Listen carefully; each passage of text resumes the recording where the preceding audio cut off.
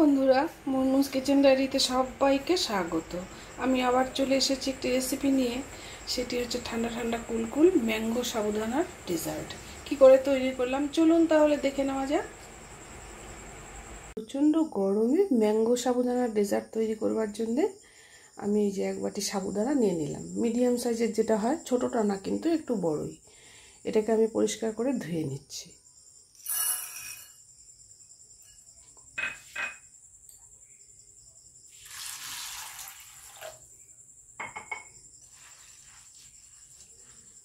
এটাকে আমি বেশ কয়েকবার পরিষ্কার করে ধুয়ে জল দিয়ে একটু ভিজিয়ে রাখলাম। এবারে একটা আম আমি কেটে পাল্প তৈরি করে নিচ্ছি মিক্সিতে। এবারে আমি ইন্ডাকশানে প্যান বসিয়ে জল দিয়ে দিলাম। 15 মিনিট ভিজিয়ে রেখেছিলাম, আপনারা চাইলে বেশিক্ষণও রাখতে পারেন। আমি সময়ের অভাবে কম সময়ই রাখলাম। আর একটু ফুটিয়ে নেব তাহলেই হবে। যদি বেশিক্ষণ ভিজিয়ে রাখেন তাহলে কম ফোটালেই হবে। এটাকে আমি দিয়ে দিলাম।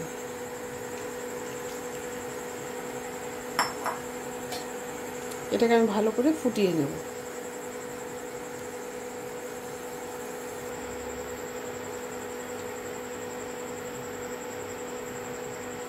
আমি কিন্তু নাড়াচাড়া করে এটাকে ফুটিয়ে নিচ্ছি।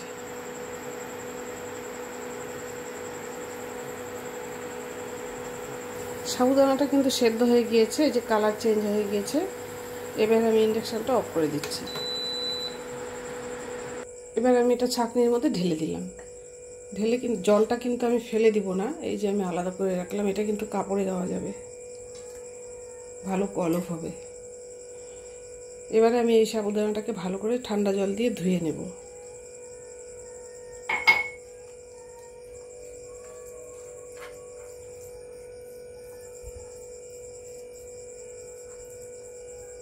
এটাকে আমি বেশ কয়েকবার জল দিয়ে ধুয়ে নিয়ে নিলাম।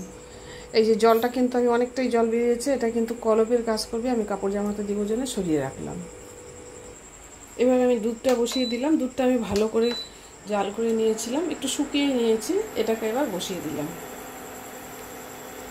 ভিনেগার কাস্টার্ড পাউডার আমি 1 চামচ নিয়ে নিচ্ছি একটা বাটিতে। উষ্ণ গরম দুধ দিয়ে আমি কাস্টার্ড পাউডারটা গুলে নিলাম।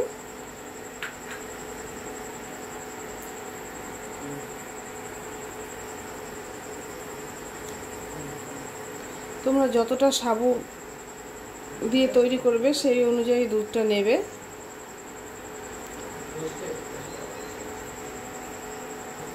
পরিমাণ মতো আমি চিনি দিয়ে দিলাম।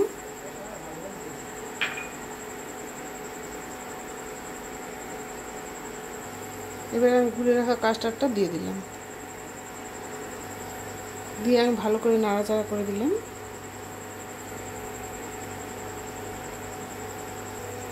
এবার আমি সাবুদানাটা অ্যাড করব।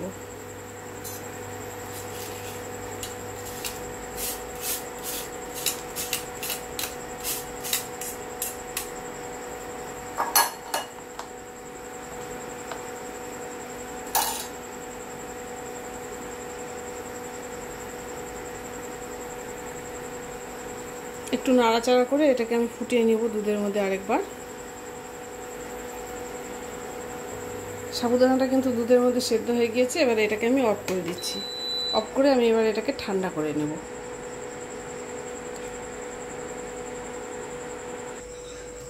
এটাকে নামিয়ে একটু ঠান্ডা করে নিলাম। এবারে আমি এটাকে ফ্রিজে রেখে দেব।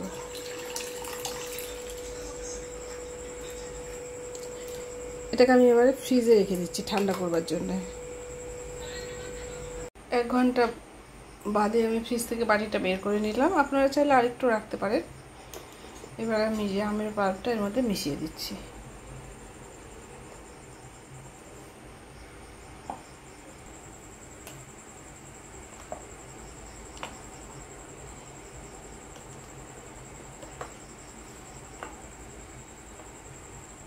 কিছুটা আম আমি এভাবে কেটে নিয়েছিলাম, এটাকে দিয়ে দিলাম।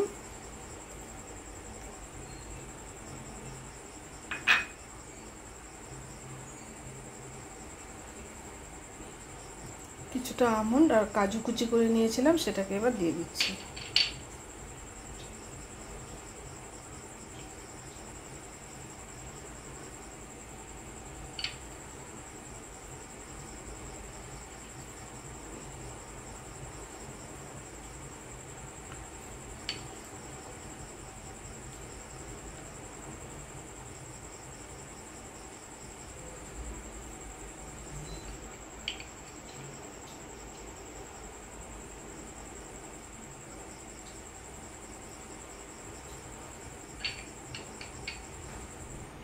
কিছুটা পেস্তাও দিয়ে দিলাম।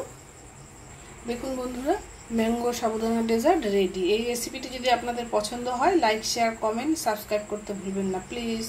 সকলে ভালো থাকবেন, সুস্থ থাকবেন।